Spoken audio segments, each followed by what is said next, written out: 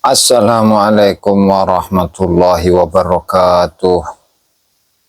Salam sejahtera untuk kita semua, salam sejahtera untuk seluruh saudara-saudaraku sebangsa dan setanah air dimanapun Anda berada, para hadirin, para pemirsa yang berbahagia. Kembali lagi bersama dengan saya Abdul Aziz Jazuli di channel ini. Pada kesempatan yang berbahagia ini, saya akan mengulas satu komentar dari Kiai Haji Abdul Ghalib Syahuri Al-Maduri, dan nama beliau sangatlah tidak asing bagi kita semua dalam polemik nasab ini. Di mana beliau itu menulis satu jawaban mengenai kisah dari leluhur para habaib, yaitu Al-Imam Al-Ustadzul A'zam. Al-Ustadz itu profesor Al-A'zam yang terbesar. Al-Faqih Al-Muqaddam, yaitu Al-Faqih, seorang pakar fikih, seorang ahli fikih. Al-Muqaddam yang terdepan. Artinya apakah Al-Faqih Al-Muqaddam itu adalah sosok yang terkonfirmasi sebagai sosok historis yang keberadaannya itu diakui oleh para ulama, keberadaannya itu diakui oleh para sejarawan, dan bisa dibuktikan dengan fakta-fakta sejarah, atau justru sebaliknya, tidak memiliki bukti apapun, data sejarah atau benda-benda arkeologi yang menunjukkan akan keberadaan dari Al-Faqih Al-Muqaddam itu sendiri. Dan tentu untuk kebesaran nama beliau di kalangan para habaib itu luar biasa, dan bahkan dikatakan bahwa Al-Faqih Al-Muqaddam itu merupakan Ustadz syariati wal haqiqah, imam syariati wal haqiqah, imam dalam ilmu syariat dan imam dalam ilmu hakikat. Syariat, hakikat, apalagi thariqah begitu ya. Dan tentu kalau kita bandingkan dengan Syekh Abdul Qadir Al-Jilani rahimahullahu ta'ala, itu sangat berbeda Bahkan sebagian statement yang disampaikan oleh para ulama itu, bahkan dari kalangan mazhab Hambali jadi tidak ada, saya kutipkan secara makna saja tidak ada karomah seorang wali yang mutawatir kecuali karomahnya Syekh Abdul Qadir Al-Jilani rahimahullahu ta'ala. Nah, kemudian dengan kebesaran dari namanya Al-Faqih Al-Muqaddam kemudian dibandingkan dengan Syekh Abdul Qadir Al-Jilani, banyak dari kalangan habaib yang mengatakan Syekh Abdul Qadir Jilani itu ma'ruf fid dunya, sementara atau masyhur fid dunya, sementara Al-Faqih Muqaddam itu masyhur fil akhirah.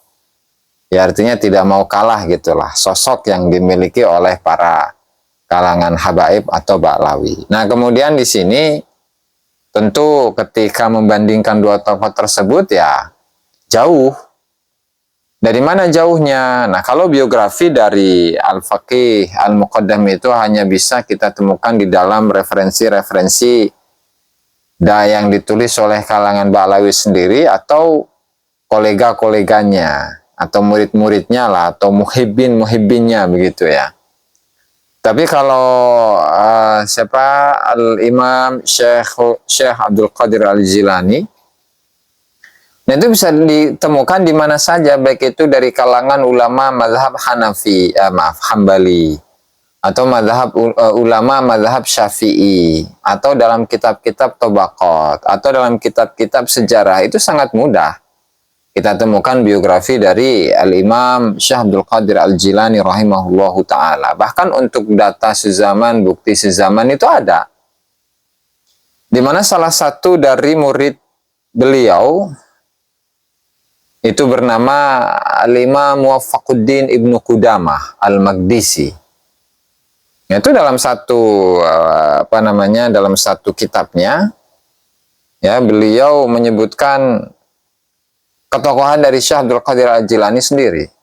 Dan Muwaffaquddin Ibnu Qudamah itu adalah murid langsung dari Syekh Abdul Qadir Al-Jilani rahimahullahu ta'ala, dan kitab-kitabnya sangat terkenal dan dikaji oleh para ahli fikih, khususnya adalah fikih mazhab Hambali ya.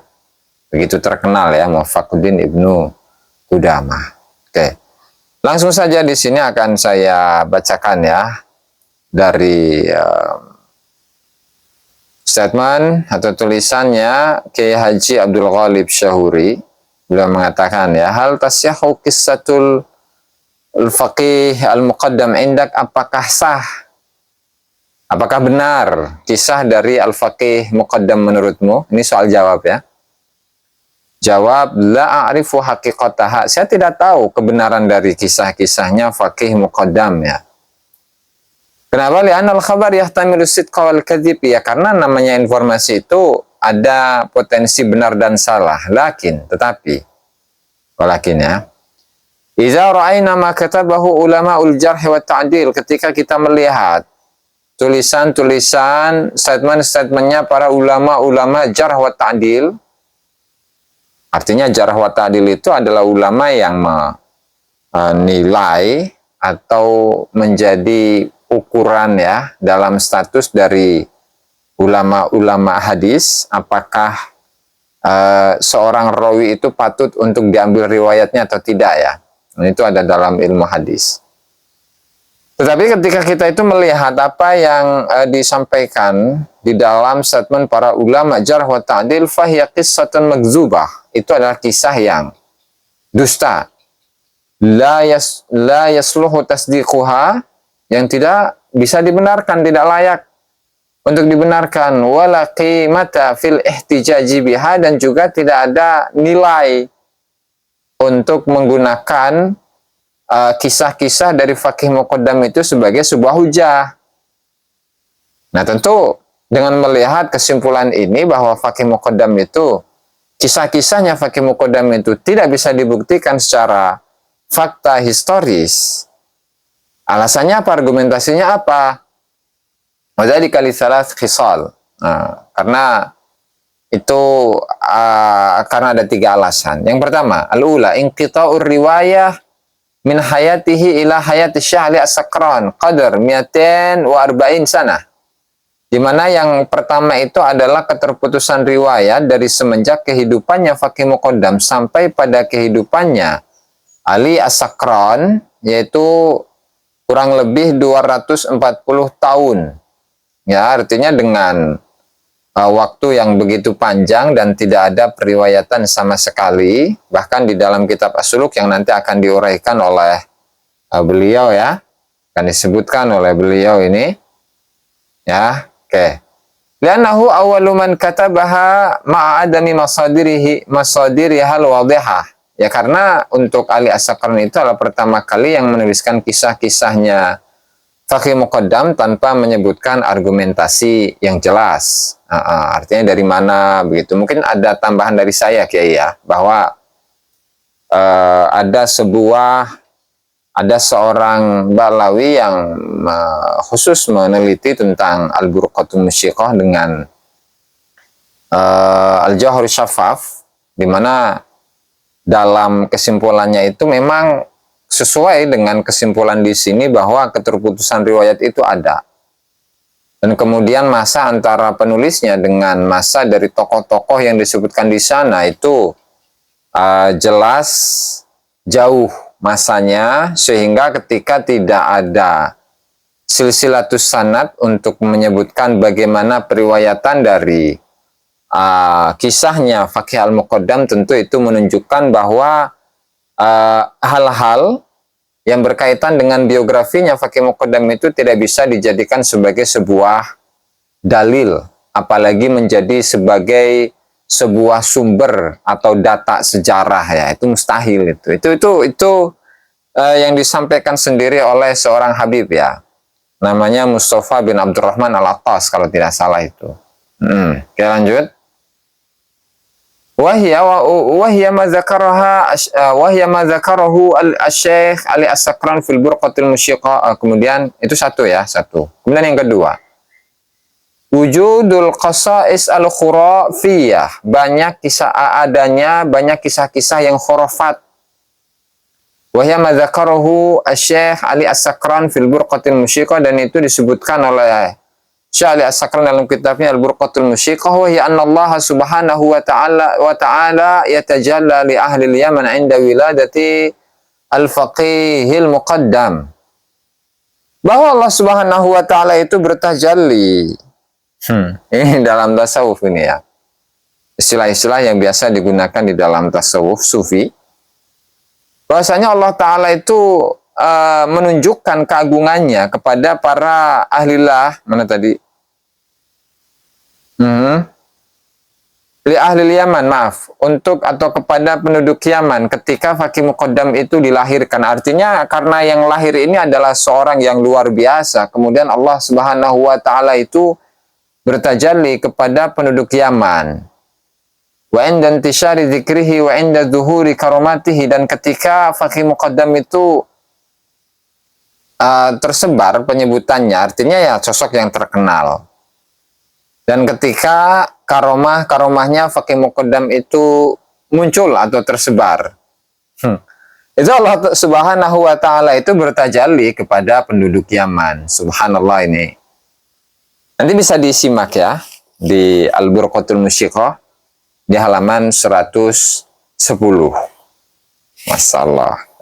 Ini ada ya. Masalah. Oke. Kemudian selanjutnya ya.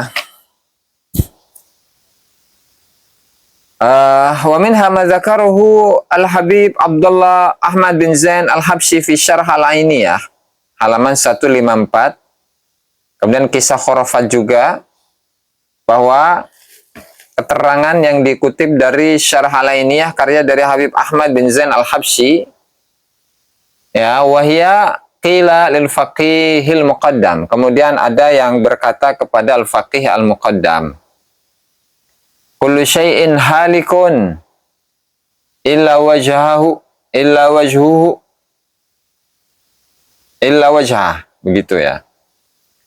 Fayaqul, maka kemudian faqih muqaddam, ana min nuri wajhihi, saya ini adalah dari cahaya, dari nur wajahnya. Jadi Faqih Muqaddam itu berasal dari cahaya wajahnya Allah, begitu ya. Ada memang dalam hal ini untuk penafsiran wajah itu kan ada dua mazhab ya, ada mazhab salaf, ada mazhab khalaf, di mana mazhab salaf itu at-tafwid, kemudian mazhab khalaf itu ta'wil, begitu ya. Jadi wajah itu artinya zat kalau versi ta'wil. Kemudian kalau versi tafwid, wajah ya wajah, tanpa bisa mengarahkan makna yang hakiki, begitu ya. Nah, agar tidak di framing nantinya. Oke, lanjut. Wathalitha, yang ketiga itu, ada madzikri ahadin minal mu'arrikhina wa ahli tabaqat fi kutubihim kabnil asir al-mutawaffa 630 Hijriyah. Waz-Zahabi al-mutawaffa 748 Hijriyah. Wal Janadi al-mutawaffa sana 732 Hijriyah. Was-Subki al-mutawaffa sana 756 Hijriyah. Begitu juga untuk dalil yang ketiga itu, kenapa sampai kisah-kisahnya Faqih Muqaddam itu dikatakan sebagai kisah yang dusta. Nah, ini alasan yang selanjutnya, karena memang tidak satupun dari para kalangan sejarawan, begitu juga dengan ulama tabaqat yang membicarakan tentang generasi-generasi dari para ulama, itu tidak ada yang menyebutkannya.